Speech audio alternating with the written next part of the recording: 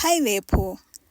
A long time ago, in a faraway land, there lived a tomboy who was a source of constant ridicule in your community. Then she found love. Mutsa, the tomboy, had always had people whisper behind your back, even from a very young age. This one is a boy. There is no way at all she is a girl, even though her father is adamant she is a girl. Who would you think would marry her when she shows no sign of femininity in her? Mutsa never knew why people thought she was a boy. Maybe it was because of her gait, which was lopsided, where she favored her right foot over her left foot. Or it was the bounce that she added to her gait to cover up for her uneven footing. Maybe too, it was because of her head, which was often clean-shaven and with no trace of hair in it. While the hairstyle had come to be a preference for her, it was the only hairstyle she had ever been made to wear by her father. Her mother had passed when she was barely a toddler, and her father had never looked at another woman for remarriage, raising Mutsa and her two older sisters alone. As such, the men had never known how to take care of their hair, and when Mutsa's hair had contracted lice and spread it around the house when she was just 4 years old, the man had shaved off all his daughter's hair, and that had become custom in their home. However, once her sisters had reached their teens, they had defied the shaven hairdo and begun to keep their hair and plait it for each other. Mutsa had tried to plait her hair once, but the tightness of the braids on her short hair had caused pimples around her hairline and made her head and neck rigid, for if she moved her head, she would be in extreme pain. So 4 hours after the hairdo, she had rushed straight to her father, who had clicked his tongue as he shaved all his daughter's hair off. Mutsa thought too that people thought she was a boy because of her closeness with her father. The two were belt and pants, always together in the homestead and outside it. Her father, Murevi, was a painter, and he was known for his intricate designs that beautified homes and which were used in all of the kingdom's major areas, including arenas, the royal homes, and the marketplace. As such, whenever he was on commission, he would take his daughter along with him, and she would help him mix paints, hand him brushes, while also attempting to paint, a job in which she got better in as she grew up. But beyond the help she offered her father, the two of them also shared secret jokes that no one else understood. They had conversations that no one could make head or tail of, and they would sit in Murevi's diary for hours on end until the whole kingdom slept and only the witches were roaming about. And Murevi spoiled her too. There was no doubt that he loved all his daughters, for they wore the finest skins and ate the finest foods that no other girl children ate in the kingdom. But for Mutsa, he brought the most beautiful gifts, and even when people called him off for his preferential treatment, he would defend himself and say, "She has never known a mother's love, and these gifts may help fill the void of love that she feels, and she will be aware that I adore her." And people would tell him to beware, for inadvertently he was turning his daughter into a boy. He had also gotten a maid to help his daughters with their house chores, saying, if their mother had been alive, she would have helped them with the housework. There is no need for young women to work too hard simply because their mother is gone. And the maid had been responsible for fetching water from the well, cleaning the homestead, cooking and cleaning up for the girls and their father, until all the girls had to do was sit and gossip and visit friends and wait for the day to end. Again, the people had chastised Murevi. Young women are supposed to learn how to cook and clean and wash and do chores around the house, they said. Your children will be returned from their husbands' homes because they will not be able to cook. But again, the man had defended his daughters. I want to give them the best. Whatever experience they will face in their husbands' homes will be that experience. But in my home, my girls get the best. But these were not the only reasons why people said she was not a girl. Mutsa was a physically strong child and was known to challenge boys into fights, even when she was still a lass. She rose to victory when one day an 8-year-old bully in their community challenged her to a fight. The boy, Fadzo, was known to provoke all the other children his age, and those that had dared to stand up to him had never done it again, as Fadzo had triumphantly trumped them and won. Fadzo walked around with a trio of his friends who helped him to source fights, and they became the most feared foursome in their community. The first time Fadzo and his team had approached Mutsa and challenged her to a fight, she had looked him dead in the eye and said, "I don't waste my time on weaklings." And this had further angered Fadzo, who told his followers, "This girl thinks she is better than me because she looks like a boy. Watch me finish her off." So one day, as the children played Mawumbwe, Fadzo built 2 mounds of soil and beckoned to Mutsa. "This," he said, pointing to one mound, "is your mother's breast. And this," he pointed to the other mound, "is my mother's breast. If you think you are better than me in a fight, tamper with my mother's breast, and I will show you my strength." But Mutsa had stood there, watching the older boy, and when she did nothing, Fadzo was enraged, and putting all his might and force into his left foot, he kicked the mound that represented Mutsa's mother's breast. Mutsa did not hesitate, as a fire in her, sponsored by a lack of a mother figure, burned, and spurred her to cock her fists and rush onto the boy.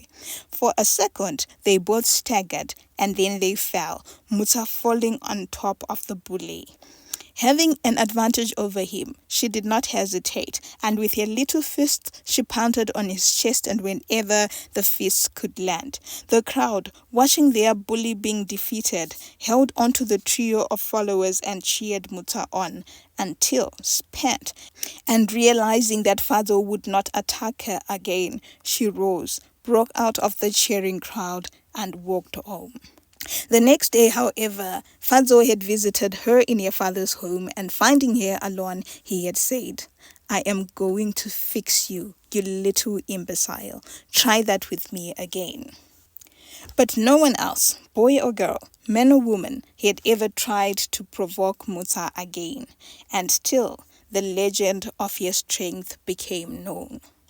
As she grew older, her first sister got married to much joy and celebration.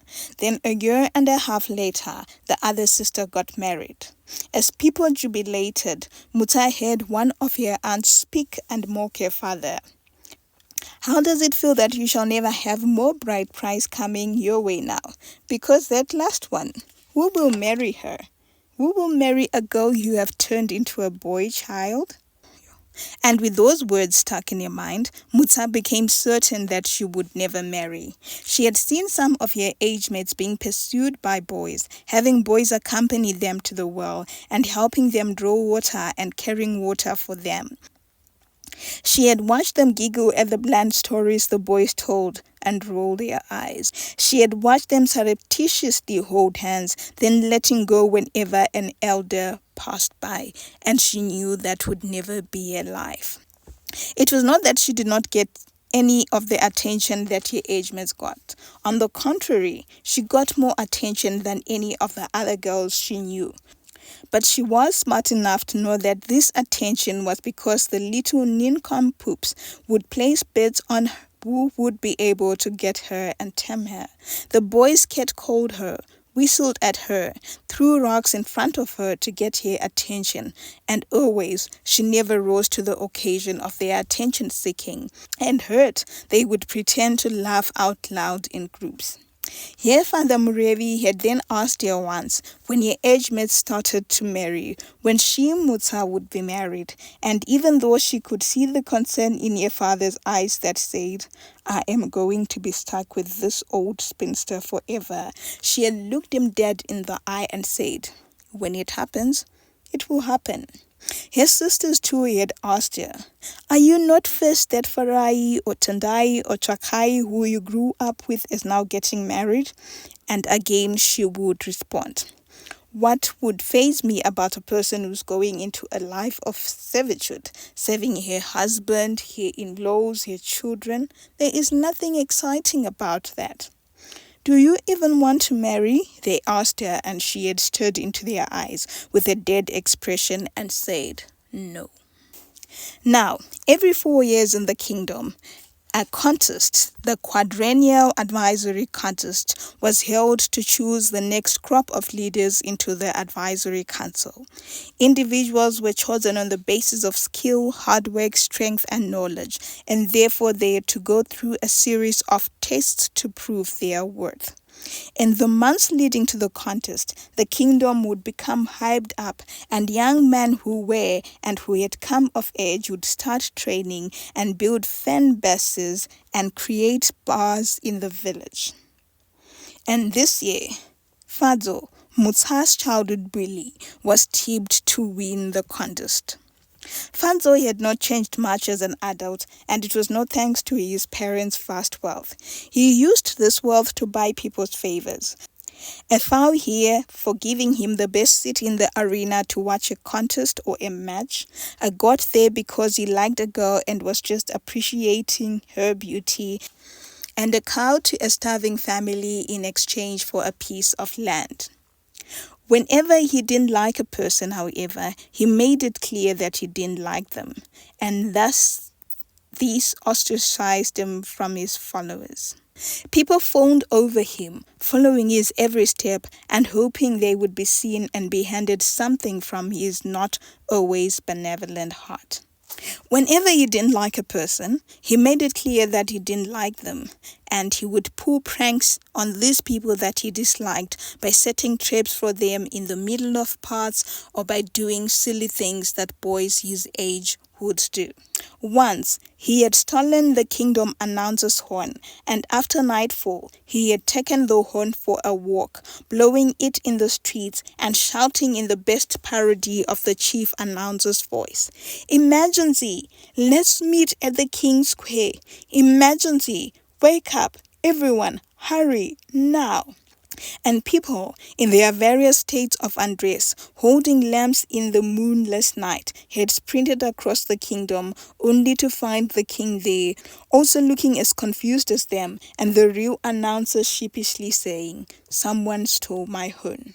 Find him, the king had said, and I will teach him a lesson in respect. But Fanzo had shoved the horn in one boy's hand the next afternoon and had sped off, leaving the confused lad with evidence of theft and a bitter punishment working in an itchy cane field for the next 6 months. Another time, he had disagreed with another young man from a poor family whose family owned 2 goats. Fanzo had stolen the goats in the middle of the night and placed them in his father's pen, where thousands of goats jostled for space. Then in the morning, he had alerted the young man that his goats had broken into the wrong pen, and the boy had to come and get them. It had been a spectacle that soon had the entire kingdom watching, as the frustrated young man attempted to locate his family's gods in the moving melee of gods. It was almost nightfall when finally, exhausted, he pulled the 2 goats out of the pen while everyone else left. So people had a love-hate relationship with Fadzo, but the bets had been placed on him to win this year's contest. But there was also another contender, Zivai, but no one else had taken any special heed of him. Zivai was the boy whose family's only 2 goats had once disappeared into Fadzo's pen. He was not a young man of great means, and his family lived on the peripheries of the kingdom, that they were often forgotten. Zivai's family had not always been poor, as that had only begun to occur after his father's passing. His father had been a renowned fisherman, providing river nourishment to the entire village. Every evening, as the sun disappeared over the horizon, the man would bid his family farewell and walk to the shores of the mighty Zivai River. Once there, he would untie his canoe, light lamps that he placed within the canoe, and he would push the boat into the water and paddle to quiet, deep places where he would spread his nets and paddle even further to another spot where he would place his rods with the wormy bait. By dawn, he would have buckets of fish, and he would carry them to the marketplace where the early morning housewives and maids would be waiting to trade. And thus he became known as the best fishmonger with the freshest catches. When Zivai was 10, his father had said, "I learned to be a fisherman when I was still tugging my father's beard in play. And just like his father and his grandfather before him, my father passed on the craft to me. He told me that I would have to teach my own sons how to fish once they came of age, and they too would impart the knowledge to their own sons. As my elder Zivai, I think you are now ripe to go into the river with me so that you too will learn and will be able to take care of your family once the time comes." It did not take long for Zivai to learn that his father had an affinity for the waters, and the waters thanked him every day by loving him back. Zivai noticed how his father's face would change as they approached the river, and how once in the canoe, his eyes would shine brighter than the lamps, and an excitement he never saw in his father's eyes would dance there the whole night. In silence and using actions only, his father taught him all the secrets of the river and of fishing, and of fish and their behavior. Zivai learnt where the small fish were and where the big fish were. He learnt how to lure the bigger ones to his bait. He learnt how to lift the nets without any one fish escaping. And above all, he learnt of the river and its behavior and its treacheries, and how to quell its different currents.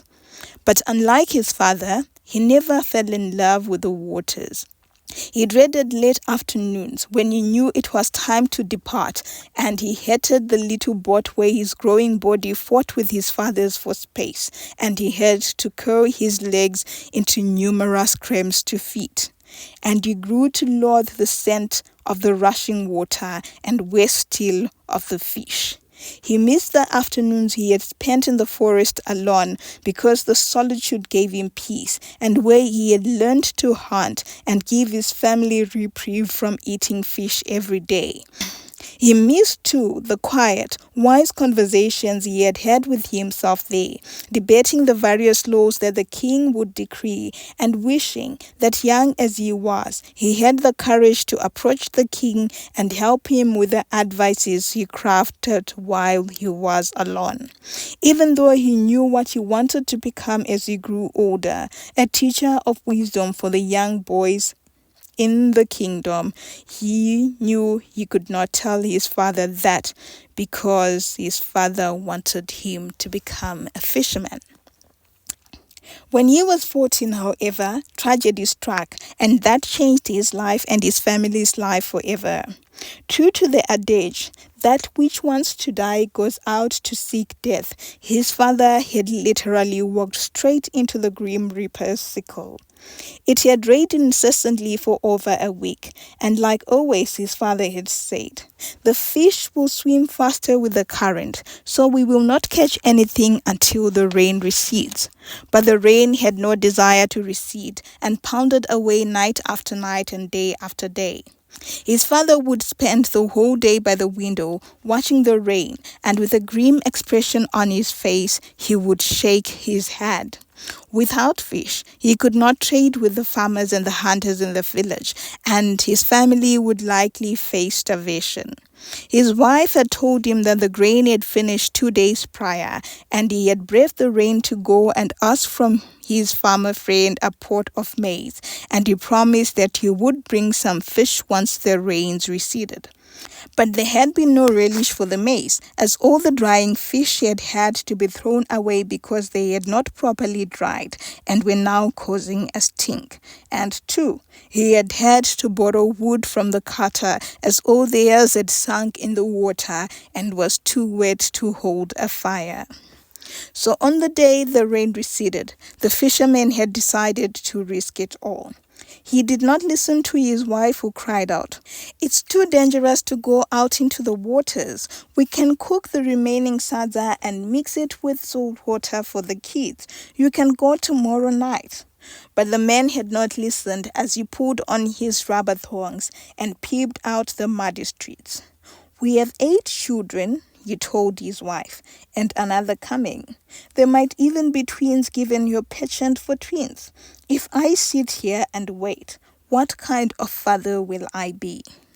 He took his wife's hands in his and said, "Begging for grain and wood has stripped away my pride, my wife. I am a man, and I have to fight for my family. I promise you I will be safe, and if I find the river too swollen, Zivai and I will come back. I promise." With that, he had beckoned his son, and the 2 of them had set off. They found the river swollen, and Zivai had thought his father would wait or turn back home, but the older men had untied their little boat and was already lighting the lamps. "Baba," Zivai said, almost shouting to be heard over the roaring river, "the river looks dangerous. Let's leave it and try again tomorrow." "What if," his father asked, shouting, "what if it rains again tomorrow?" Then, seeing his son's troubled expression, he added, "Don't worry, son. I have gotten into waters more turbulent than these." But those became his famous last words, because as soon as they shoved the boat into the water and stepped into it, the angry river swallowed them briefly, then shoved them back onto the surface. There was not even a need to use paddles as the current sped them on, tossing them to one side, and before they could regain breath, tossing them to the other side. They did not even get an opportunity to lay their nets, as they were both fighting for just one more inhale of air. And for the first time, Zivai saw his father's panic as his eyes grew bigger and rounder. "Let's try to steer to the shore," the older man called out, and Zivai nodded. But try what they could, the boat would not turn and continued hurtling them further and further away from home. In the flickering lamplight, he could see his father's lips move up and down, and he knew the man was praying. Just then, he saw his father's eyes grow even wider, and when he turned to look, he screamed. A giant wave was upon them, and before he could think what to do, it had swallowed the both of them, and Zivai felt the anchor move from his behind, and he knew that they had capsized. He tried to swim up, but the water was weighing in on him, and still it was hurtling him forward. He gave up. But just at that moment, his body was wormed into something solid, upright. A tree, he thought, and holding on to what seemed to be a root, he swam up for air and found some, and relief washed into his body. Using the tree as an anchor, he hoisted himself up and sought for the shore, which was just by the side of the tree. Once on the shore, he clutched his insides as he reached bucketload of water after bucketload of water, and after a while he felt better. But his heart was churning. Where was his father? Where was the boat? He searched upstream and downstream and found nothing, and already he could feel his heart sink. He called out, "Baba, Baba, Baba." But the roar of the river was his only response. He knew that his father was being hurtled downstream, so he began running, his shoeless feet dragging him as he sank into the sand. He ran even as his own lungs were on fire. He ran even though it was night and he had no idea where he was. He ran and called and ran and hoped, but the further he ran, the more he lost hope. Then he got to another tree, and there their boat lodged, face down, unoccupied. A part of him was seized with a desire to shake the boat and ask it, "Where is my father?" But he knew. That whole night, He walked the length of the roaring shore, to as long as his feet could carry him, and still he found nothing. The currents were still debating for superiority, and he knew that by this time his father was too far to be found. As he walked back up the shore that dawn, he bawled and whooped and wailed and cried softly. He picked large rocks and threw them at the river, hoping it would feel at least a part of the pain he felt, but nothing could heal him, and it was broad daylight when he stumbled into the village and into his parents' homestead. His pregnant mother, who had been waiting by the gate, saw him walking alone, and she began wailing as though she already knew. Hearing the wail, the neighbors had rushed to their homestead, and Zivai had had to explain to everyone what had transpired, his every word punctuated by a wail or a sob from his mother. The men of the village quickly organized themselves and told Zivai, "Lead us." They walked up and down the shore of a now calm river, looking for any sign of the fishermen, but they found nothing except a broken lamp. In his heart, Zivai was eating himself. A large part of him felt that this had been his fault. Maybe he should have pulled his father's waistband and held onto it so that the man would not have stepped into the river, or he could have shoved the canoe into the water before his father got in. The guilt was eating him, and he felt like throwing himself into the water now. If only his father had been the one to be served and not him. When later that evening they arrived home with nothing to show his mother, she had crossed her arms over her pregnant belly and said, "That means he's still alive. I will leave his meal for him in the morning." But the fishermen did not arrive, and day in, day out, the family sat in limbo, waiting. Until one morning, 6 days later, 3 strange men entered their homestead, carrying a huge stinking bundle. They found Zivai outside, sitting with his head in his hands, and said, "The body washed up into our village 3 days ago. We have been going from village to village, trying to find this man's family so that they get closure, and we were directed here." Zivai called his mother, and she wailed out of her heart, her face fearful. Together the two of them opened the bundle, while his mother swore that it was not her husband. The body was too decomposed to see who it had been, that they both flinched and closed their eyes. But on the corpse's right hand, a colorful bangle lay in contrast to the death around it, and both Zivai and his mother recognized it. It was his father's lucky charm that he had always said guaranteed him great hauls. His mother fell to the ground beside the stinking bundle and wailed, "What am I going to do with all these children you gave me? Huh? Why did you choose to leave me alone? Come back, you! Come back!" The younger siblings had awoken and were wanting to come closer, but Zivai was keeping them at bay. "Stay there," he was saying. Already, the homestead was awash with neighbors, and they were trying not to retch at the sight before them. 3 brave men came and carried the body out of the way and told Zivai, "We are talking to the headman now. Burial has to be scheduled for today because of the state of the body." And he had nodded. Yet, even with all the preparations around her, his mother had continued to wail and scream and breathe in the ground. The other women had tried to lift her, but she would not budge, calling out her husband's name. "Let her weep," the elders said, and everyone let her be. But then, a tiny voice wailed above the widow's cries, and for a moment, the whole homestead was silent. "A baby!" someone gasped, and ran to the pregnant woman and picked the baby, who lay on the dust between her legs and underneath her mother's kids. "Another one is coming!" the woman called out. "Quick!" The area was quickly cordoned, and within 2 minutes there were 2 babies crying.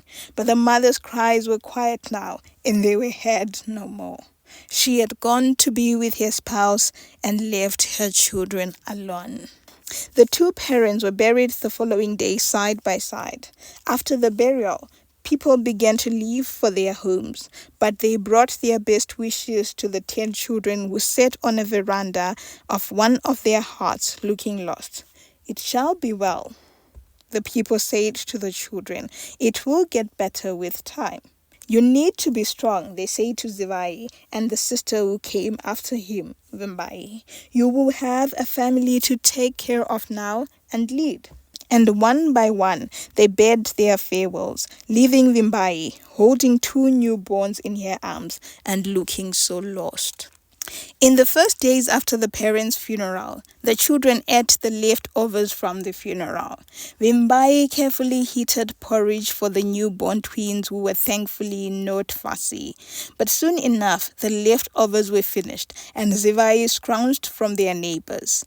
After a while, he would hear them say, "We are all so poor. Why does he come to us? He learned fishing with his father. He should get back to the river and look for fish to trade." Zivai had gone back to the river, but even before he reached it but could hear its roars and its scent, fear gripped him. He pushed himself to get closer, but when he did, all he did was stand by the shore and watch the water tumble on its way to where it had taken his father and further onwards. He stood there, shivering, terrified and immobile. He could only remember the times when he had been swallowed by the waters, and the waters had creeped his neck. There was no way he was going back inside, and for that whole night he tried to brave the waters, but his trembling feet would not let him. Dawn arrived, and not even his toe had touched the waters. He was an embarrassment to his ancestors, and yet he knew he would never get into the river again. On his way home, he decided to enter the forest and foraged for fruit and hit 2 rabbits. Back home, as his mother's 4 sets of twins ate, he and Vimbai stood and watched them. "I couldn't," he told his sister, and she looked at him with compassion, nodding. "I think we should clear the piece of land behind our home and start farming like everyone else." It was a difficult land to break into, as it had not been tilled in years, but the 2 eldest and the 2 eldest set of twins worked, tilling and turning soil and planting, far behind other farmers who had started at the beginning of the rainy season. Zivai would go daily with another older sibling or 2 into the forest, and they gathered mashanje, matamba, and shuma. He hunted the smaller game because he had no sophisticated weaponry, and together their efforts worked. They were no longer hungry. During dry seasons, they traded all male goats and only remained with a female and a male who would mate each year and then increase their tiny crow before they would have to trade again. They never became beggars again, but they scrounged to make do with what they had to, and little though it was, it worked. Now, as 21-year-old Zivai walked through the forest and walked to his secret place, a hint of laughter was bubbling on the corners of his lips. He was gaining notoriety in his corner of the kingdom for being handsome and aloof, and mothers were bringing daughters to him or were sending their daughters on errands to his homestead in the hopes that he would see them and marry them. "How do I marry when I do not have a single cow?" he had laughed with his now 19-year-old sister Vimbai. "How do I even pay bride price?" She had laughed too and said, "Oh, you fool, you don't want to marry. You can go and work for a family and they will give you a wife." He had laughed even harder. "If I worked for another family, then this family will starve. But if you, my dear sister, marry, then perhaps I can use some of your cows to marry too." But Vimbai's face had quickly fallen. "Oh, who would marry me with all the strain of responsibility behind me?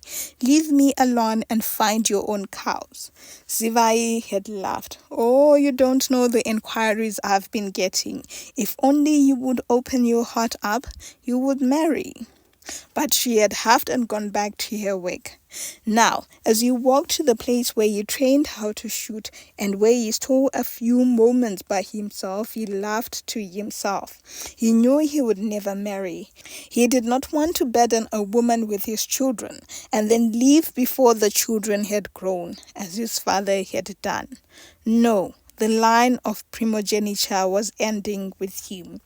He was startled, however, when he got to the clearing and found someone else there, a young, bald-headed man with a slight posture, using a bow and an arrow and attempting to fall a bottle sitting on the branch of a tree and failing over and over again. The boy's quiver of arrows was rapidly emptying, but still there was no sign of hitting the bottle. As the frustrated boy cocked the last arrow to try again, Zivai laughed out loud and spoke. "You will miss again because you are concentrating on the bottle and not on your hand." The boy whirled quickly and turned to Zivai, now pointing the arrow at him. Zivai was startled, for it was not a boy, but the most beautiful young woman he had ever seen. Her face was petite, but all her features stood in pride across the petite face. Big round eyes that moved lazily, a flat nose that shaped the face and gave it more character, and thick lips that glistened and glowed like a bald head which sat like a crown atop her head. Zivai instinctively knew who she was, for he had heard of her and her boyish tendencies, but this was his first time coming across her as they stayed in different parts of the kingdom, she in the affluent area and he by the borders where the poor lived. But she was speaking, her voice betraying her femininity. "Who are you, and how long have you been watching me?" Zivai tried to take a step closer to introduce himself, but she shouted, "Do not come closer, or I will shoot." "Who are you?" Zivai chuckled. "You will not shoot because your hand is bent. You will only hit the air beside my ear." "If you think I'm joking," the girl said, "sir, I'm telling you now, I shall shoot." Zivai laughed even harder. "You missed the bottle with a whole quiver.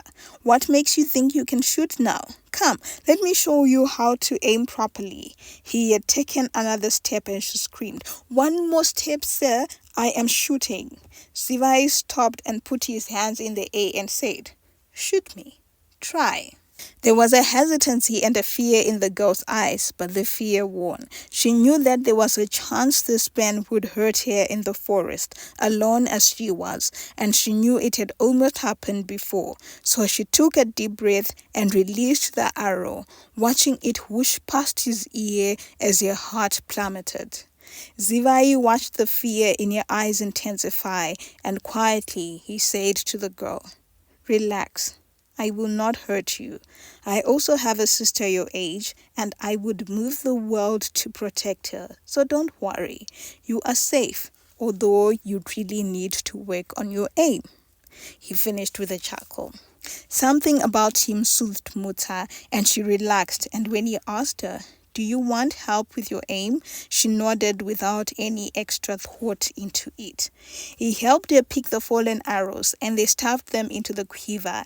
He stood away from her and told her that her posture was all wrong. "Your legs have to be as apart as your shoulders," he said. "Relax your shoulders, keep your back straight." Then he moved closer to her and said, "Cock the bow now." He helped her with positioning the bow and the arrow and said, "When you draw the string back, make sure that it comes to the corner of your jawline, okay?" She nodded and he walked around her, asking permission to draw her leg a little further apart, and then he went to stand by the target and nodded slightly. He took a step sideways and ordered her, "Shoot." They both watched the arrow fly in the air as though in slow motion and then hit the side of the bottle before it fell. The bottle danced in the air for a while before falling, and Mutsa leapt and gave a celebratory cry. She continued to practice, and he would pick the bottle for her and place it in different areas, and out of every 3 arrows she would at least hit once. It was mid-afternoon when they tired, and Zivai was helping her pick the undamaged arrows. "What are you fighting against?" he asked her. "Why are you training?" A shyness overtook her, and she eventually said, "I want to contest in the quadrennial contest." She expected him to laugh at this dream she had not shared with anyone, but instead a wry smile settled on his lips and he said, "Interesting. I don't think any other girl has ever competed in that." He watched her face as determination set on it, and she said, "Yes, but I will compete and I will win." He laughed now, but there was no derision in his laughter, and he said, "Well, the best of luck then, because you will be going up against the best." He beat his chest and added, "Me.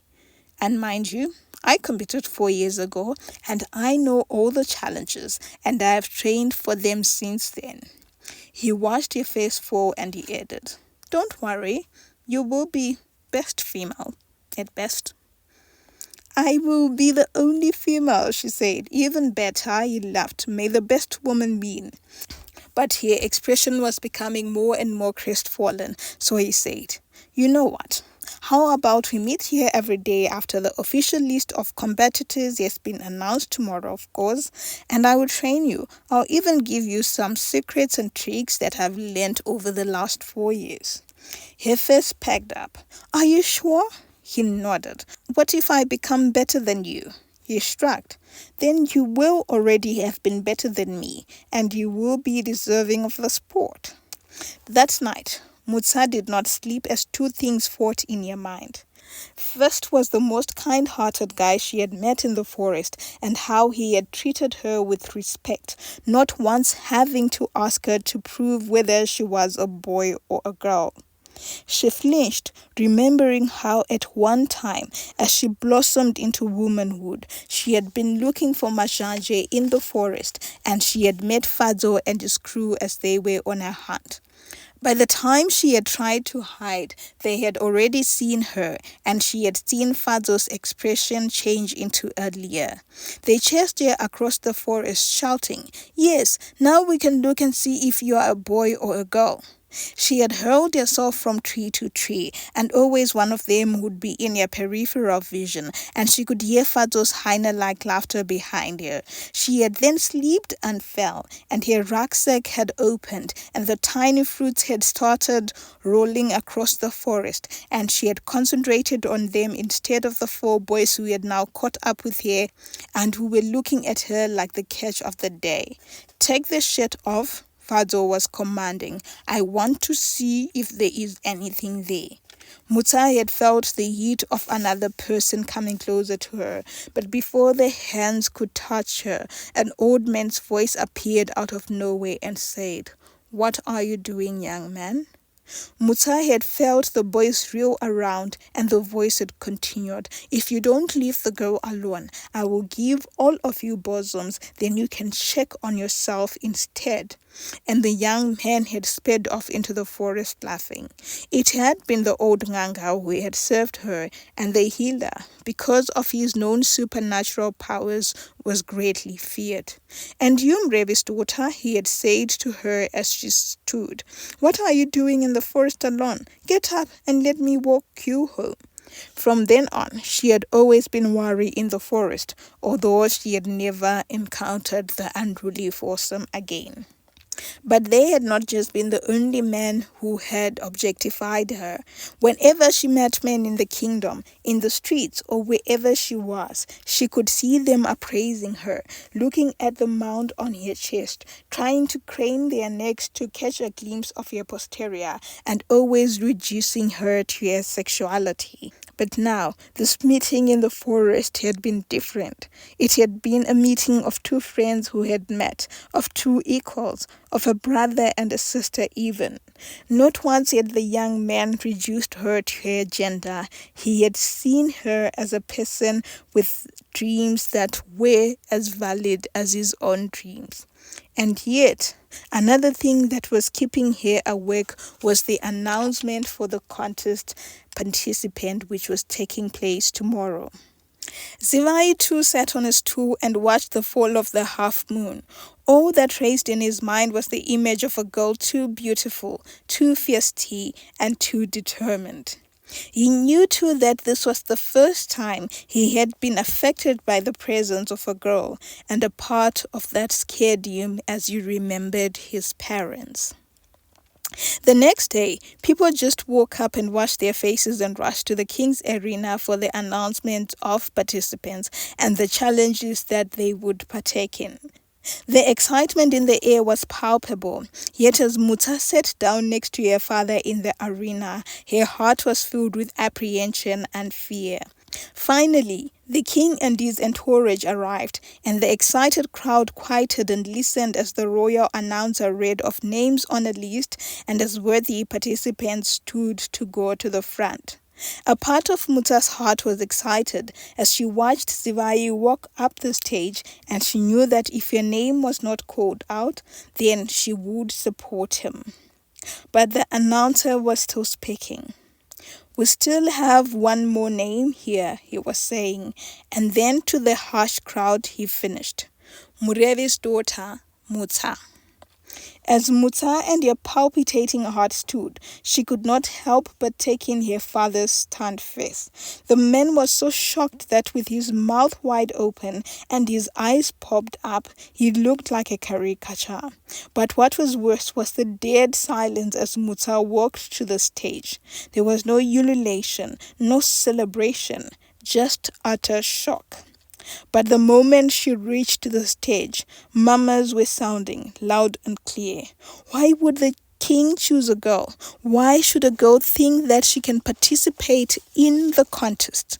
This is an insult, they all said, speaking over each other. But the king rose, and immediately the crowd silenced. "My people," the king said, "every time we hold the contest, we have never specified whether we want male or female advisors. We have always called for participants who believe in their ability to challenge and conquer the contest to enter. Mutsa here entered, and I, the king, believe that like any other young man or woman in this kingdom, she is qualified to contest, whether or not she wins.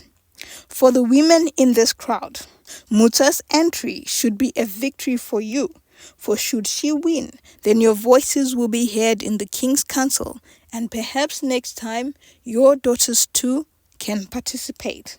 Now, let this be the last time that her presence here be the source of questions, as I, the king, will not take kindly to the discrimination of one of ours. Now everyone, clap for Mutsa." Even though the clapping was loud, there was no enthusiasm in it. Mutsa then raised her face, and her eyes met Fado's, and a cruel sneer set on his face. The announcer was speaking again. "Now that we know who will be competing, it is now my pleasure to announce to you the obstacles. While I will not go into detail about everything this team will face, all I would like to tell you is that they will need to exhibit strength, bravery, skill, and knowledge to get to the end of the course. The one who will bring back the sculpture of the Gondor bed at the end of the obstacle will be the one to be admitted into the advisory council."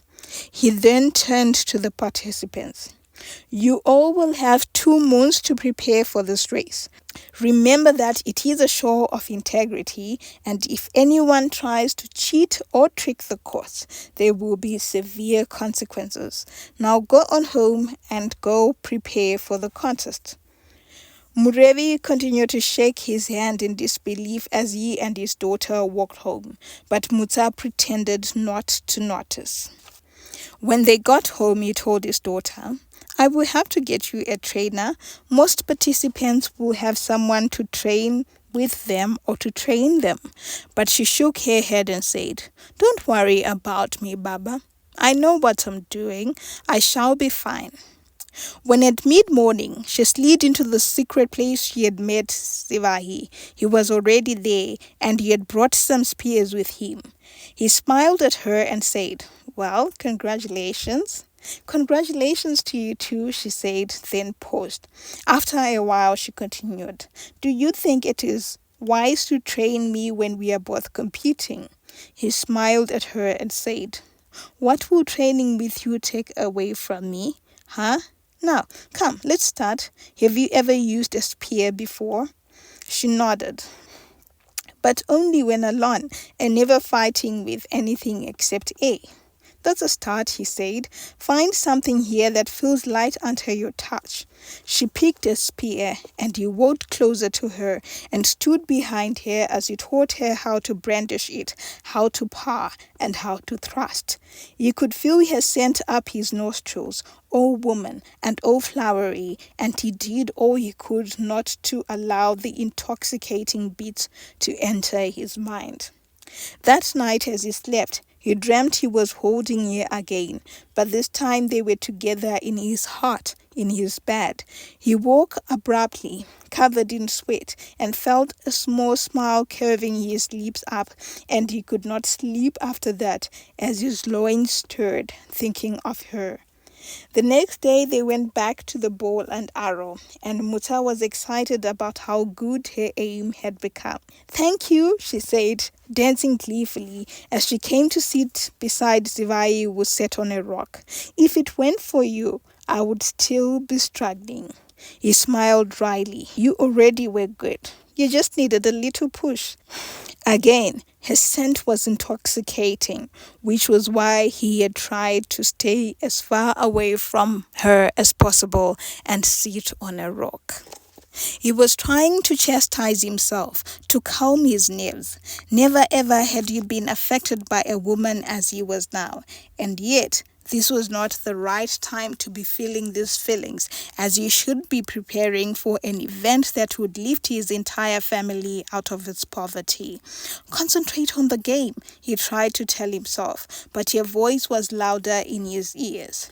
"You have done it before," she said. "Just tell me the obstacles that you have faced already." But he laughed.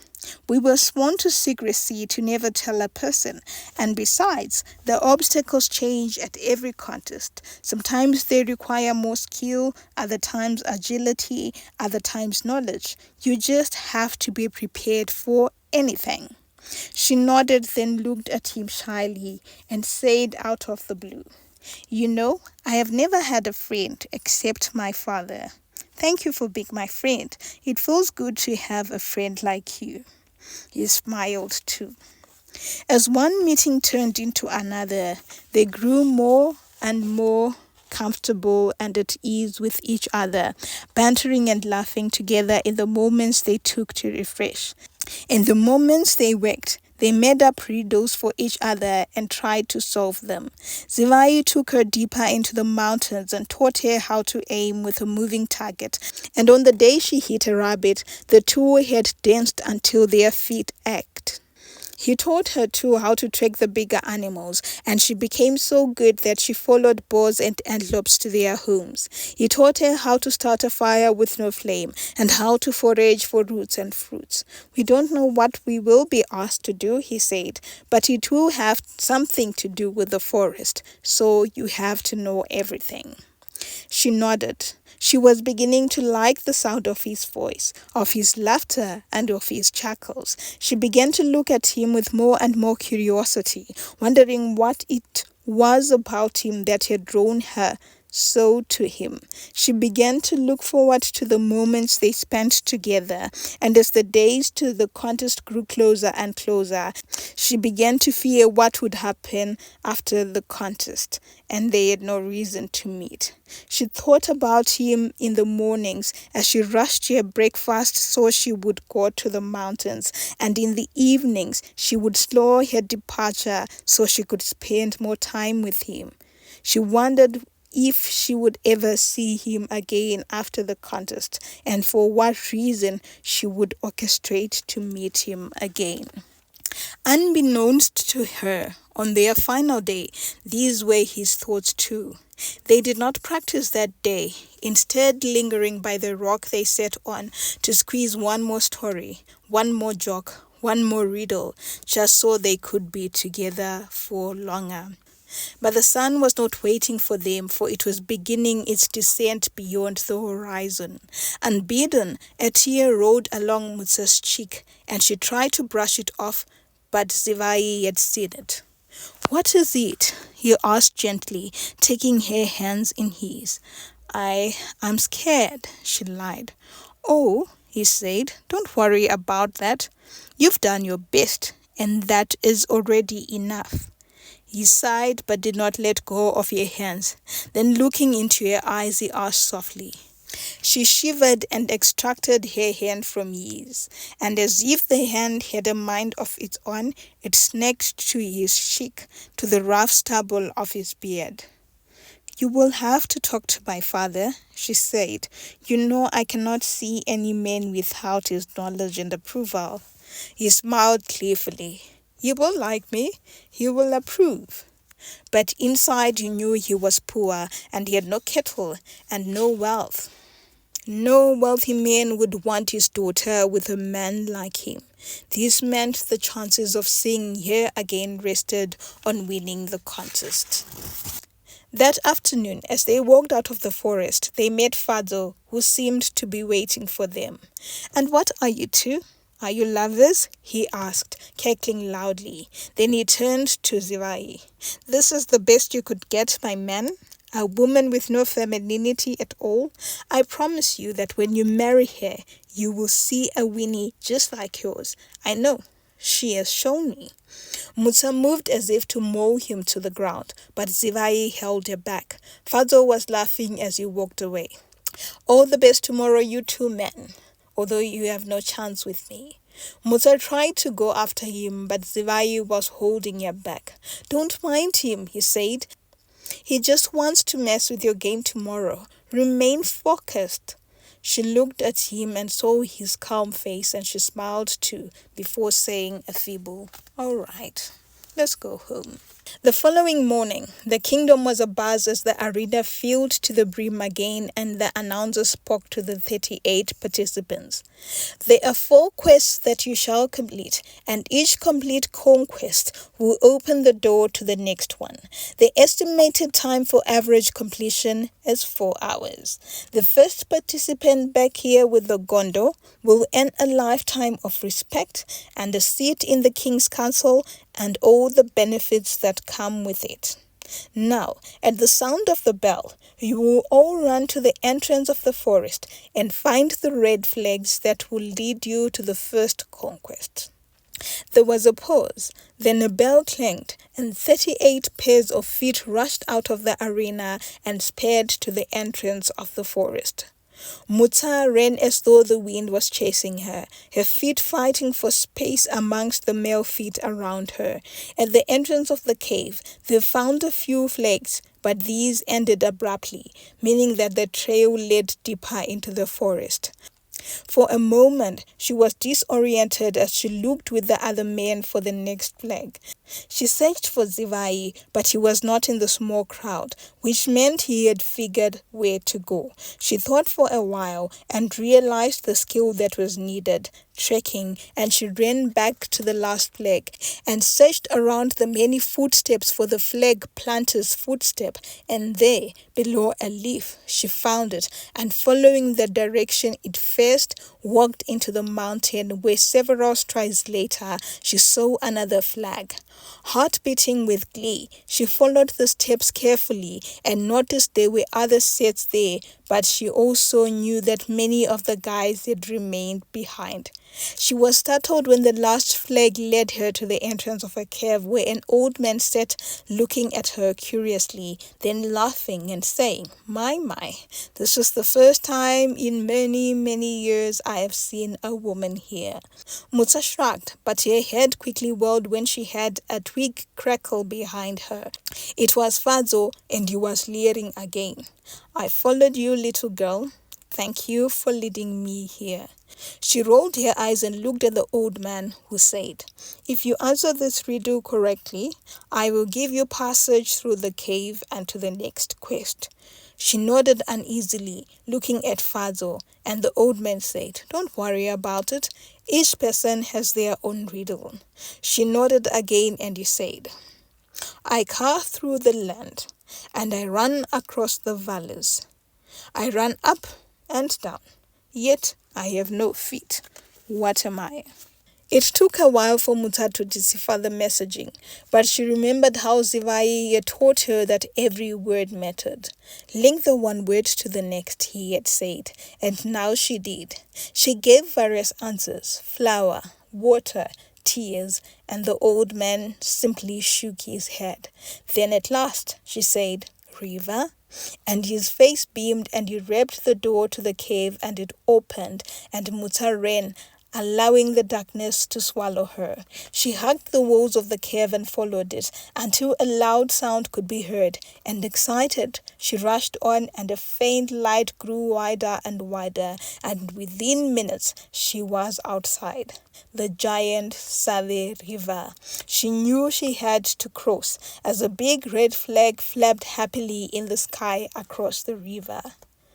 Then she saw Zivai standing by a tree, watching the river and cowering. "What's wrong?" she called to him. "Let's go." But he would not budge, and she asked, "Can you not swim?"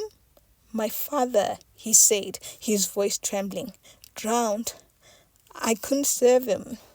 She looked at him helplessly, knowing she couldn't leave him. Then she said, as Fadzo stumbled out of the cave and looked at them gleefully before rushing into the water and diving into them, "I cannot leave you here, Zivai. If your journey ends now, so does mine too. I cannot bear to leave behind someone who has helped me so, who has been my anchor so much." But he whispered weakly, "Go. One of us has to win." She shook her head, watching Fadzo's head bob up and down in the water. "No, let's go back home." "No," he said feebly, as guilt seized him. "No, Mutsa, go." "Hold on to my hand then," she said, reaching out to him. It took him a long moment, then he grasped it. Gingerly, he followed her step as another young man sprang out of the cave and looked at the two before giving a hoot of laughter. "We told you this is not a place for a girl." And he dived into the water and sped off. They got to the water's edge, and Zivai felt as though he would puke, but Mutsa gently nudged him, and he followed her lead. Slowly, they got into the water, and Zivai tried not to give in to the fear that threatened to swallow him as the cold water submerged his body. He listened to Mutsa's command to breathe, and holding onto her hand still, they propelled themselves with their unattached hands and anchored each other with their held hands. It was laborious going, but eventually the shore was within their reach, and before they knew it, they were out of the water and smiling at each other, their hands still attached to each other. Then they saw another figure arriving at the shore, and they sped off towards the flag where warriors were waiting for them. Each went with a warrior to a shooting range with over 30 targets, some near, some far, some small, some big. By the time Mutsa was done, she was sweating and anxious. She had taken more time than she should have, but when the warrior gave her a look and said, pointing to the door, "Unlock the door, enter the mess, find the gondor, and run on home," she sped off. She found Zivai by the door not doing anything, and he smiled. "I was waiting for you," he said. She wanted to chastise him, but he was still speaking. "Fadzo has already entered. If he finds the trophy, we are screwed. Let's go." They unlocked the door and ran inside a large maze of spiky hedges. In the center, sitting on a tall throne, was the gondor, glistening in the sky. And yet there were so many passages. "I will go this way," she said to him, "and you go the other way. Let's carefully mark with our eyes the paths that we have walked so we don't get lost, and hopefully we will reach the end." They walked up and down, bumping into each other occasionally and laughing, and starting again and again, keeping their eye on the gondor to see if anyone had reached it yet. They heard the doors clank 3 more times and knew they had company, and thus increased their pace. They worked for what seemed like an hour before miraculously they bumped into each other onto the open space that led to the gondor and found Fadzo holding its stick up, an evil glee in his eyes. "I told you 2 imbeciles that I would win. Now you." he pointed to Zivai, will go back to your miserable poverty. While you, he pointed at Mutsa, I will convince the king to banish you, for there is no place for a bold-headed woman in this kingdom, because you are a likely source of drought and famine and ancestral curses. You will go to where people will accept your curses. Then with a flourish, he turned to the guard who had guarded the gondola, and together they walked the longer route to the arena. Mutsa and Zivai followed at a sedate pace, saying nothing to each other but holding hands. They both knew that it was the end of the journey for their little dalliance, and yet they could not bear to say it out loud. And as they got closer to the kingdom and could hear the celebratory sounds from the arena, they stopped and turned to look at each other. There were tears in Mutsa's eyes and on her cheeks, and Zivai wiped them away and hugged her. Don't worry, he said. I am going back to the river. You strengthened me today. I will fish day and night and build my own kraal. Then I will come to your father, if only you will wait for me. She nodded between her tears and said, I will wait for you until the end. Letting go of each other, they walked into the kingdom and into the arena. Fadzo was dancing on the stage, the gondor beside him, while holding a bag of gold coins, which he would dip his hand into at intervals and throw into the screaming, chanting crowd. Mutsa and Zivai stood by a wall and watched, waiting for the rest of the contestants and the adjudicators. Then when everyone was back, the announcer stood and cleared his throat. Calm down and take your seats, everyone. Fadzo threw one last round of coins into the air, and people scrambled again to pick them. The announcer spoke again, after everyone was sitting. I would like to take this opportunity to congratulate all contestants in this year's contest. I now would like the king to finish and close off the ceremony. The king stood and walked to the podium. He too cleared his throat and spoke, his voice somber, and said, My people, he said, today is a sad day in the history of the contest, as some atrocities have occurred that have affected the dignity of this contest and of future contests if not addressed. Everyone was shocked. What was happening now? The king beckoned to someone behind him, and a guard handed him 2 bags of gold, similar to the one Fadzo held. Today, the king continued, one of the contestants gave the bags of gold to adjudicators so that they could gain passage to the next step in the conquest. The crowd moaned in shock. And of course, the adjudicators, needing evidence, accepted the bribes. My people, this kingdom has always been led by fairness and justice, yet this act reeks so bad and it cannot be left unpunished. He turned to Fadzo and said, Son, you have undermined my authority as the king, and your actions I view as treasonous. The crowd gasped. However, because I am a fair king, I have already made my judgment that you shall live in the royal palace for 3 years and work as a laborer in the royal fields.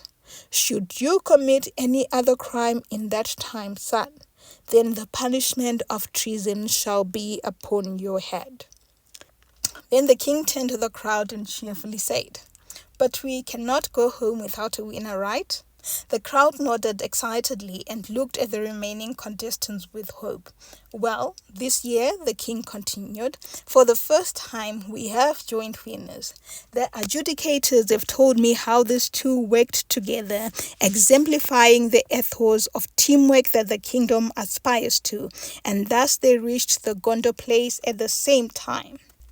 Ladies and gentlemen, it is my pleasure to present to you our first female advisor, a very brave advisor at that, the painter's daughter, Mutsa, and also another brave and determined advisor, the fisherman's son, Zivai. Please, ladies and gentlemen, applaud them as they come forward. There was enthusiastic applause as the crowd watched the two shocked contestants climb up the stage, and as the king placed the eldest sashes on their shoulders. They looked at each other, and love brimmed in their hearts.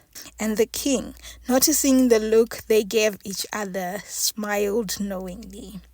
Later, as the festivities of the contest rang in the streets, Mutsa and Zivai found her father. But before the two could speak, Murevi looked lovingly at his daughter, then at Zivai, and said to the young man, "I know. I looked at her mother the same way too, and I approve." The two lovers looked at each other, and not wanting to attract the attention of partygoers, they smiled at each other, promises of forever in their eyes. The end. Thank you so much for listening all the way to the end. Thank you so much for the support that you have shown me in all the other videos.